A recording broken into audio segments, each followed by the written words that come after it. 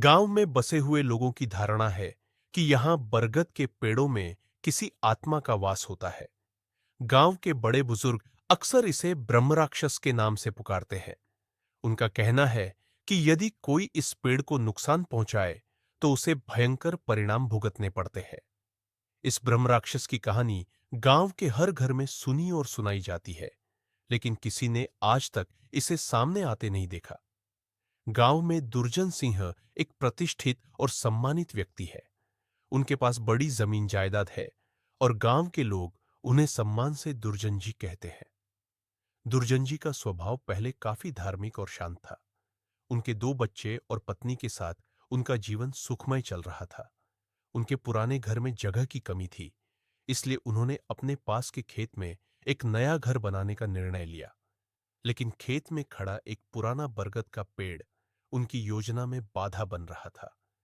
गांव वालों ने उन्हें पेड़ काटने से मना किया, लेकिन दुर्जन जी ने इसे अंधविश्वास मानते हुए उनकी बातों को नजरअंदाज कर दिया। वह बरगद का पेड़ गांव के लोगों के लिए पवित्र माना जाता था। गांव के बड़े बुजुर्ग कहते थे कि उस पेड़ में ब्रह्मराक्षस का वास है। यह पेड़ सदियों से वहां खड़ा था और उसके आसपास का इलाका हमेशा रहस्यमय और शांत रहता था। जब दुर्जन जी ने पेड़ को काटने का निर्णय लिया, तो गांव के पंडित जी ने उन्हें चेतावनी दी कि यह पेड़ साधारण नहीं है। यदि इसे काटा गया तो भयंकर परिणाम भुगतने पड़ सकते हैं।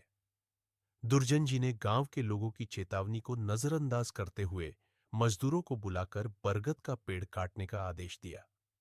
जिस दिन पेड़ को काटा गया, आसमान में काले बादल छा गए, तेज हवा चलने लगी और कुछ अजीब घटनाएं होने लगी।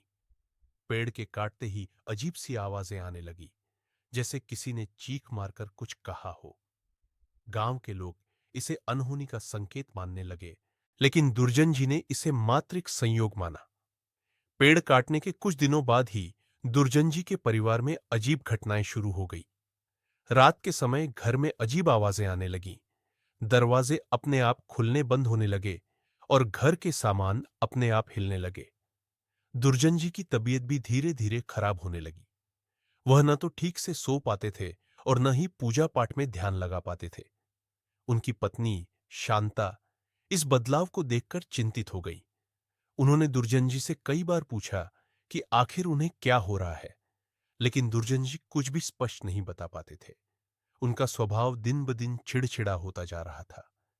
एक दिन दुर्जन जी की पत्नी ने देखा कि वह पूजा करने के बजाय अजीब अजीब बातें कर रहे हैं।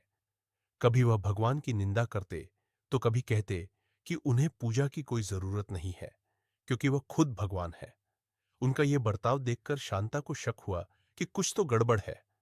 दुर्जन जी की आंखें कभी लाल हो जाती और कभी वह बहुत मीठी बातें करते। धीरे धीरे दुर्जन जी के अंदर से एक अलग ही आवाज सुनाई देने लगी, जैसे उनके अंदर कोई और बोल रहा हो। एक दिन जब शांता ने हनुमान चालीसा पढ़ने की कोशिश की, तो दुर्जन जी जोर से हंसने लगे और कहने लगे, तू क्या सोचती है, मैं इन मंत्रों से डर जाऊंगा? मैं ब्रह्म राक्षस हूं। तेरे पति ने मेरे पेड़ को काटा है और अब मैं उसे नहीं छोड़ूंगा। शांता डर गई, लेकिन उसने हिम्मत नहीं हारी। उसने दुर्जन जी से पूछा, तुम क्या चाहते हो? हमारे परिवार को क्यों परेशान कर रहे हो? ब्रह्म राक्षस ने दुर्जन जी के माध्यम से शांता से कहा कि उसे केवल एक ही चीज चाहिए, वह यह कि जितने पेड़ काटे गए हैं उससे दोगुने पेड़ लगाए जाए। अगर तुमने ऐसा नहीं किया तो मैं तुम्हारे पूरे परिवार को खत्म कर दूंगा, ब्रह्म राक्षस ने धमकी दी। शांता ने इस बात को गांव के पंडित जी और अन्य बुजुर्गों के सामने रखा। उन्होंने सलाह दी कि ब्रह्म राक्षस की मांग को पूरा करना ही एकमात्र उपाय है, वरना इसका प्रकोप और भी बढ़ सकता है। शांता ने गांव वालों की मदद से नए बरगद के पेड़ लगाने की योजना बनाई। शांता ने गांव के लोगों के साथ मिलकर 100 से अधिक बरगद के पेड़ लगाए। हर दिन वह और गांव के लोग मिलकर पेड़ों की देखभाल करते और आशा करते कि इससे ब्रह्मराक्षस का गुस्सा शांत हो जाएगा। पेड़ लगाने के बाद भी कुछ दिनों तक दुर्जन जी पर ब्रह्मराक्षस का प्रभाव बना रहा, लेकिन धीरे धीरे दुर्जन जी का व्यवहार सामान्य होने लगा। एक रात ब्रह्मराक्षस ने दुर्जन जी के माध्यम से शांता से कहा, तुमने मेरा कहना माना, इसलिए मैं तुम्हारे पति को छोड़ रहा हूं। तुम बहुत अच्छी और धार्मिक हो, इसलिए मैं तुम्हारे परिवार को बख्श रहा हूं। इसके बाद दुर्जन जी पूरी तरह से ठीक हो गए।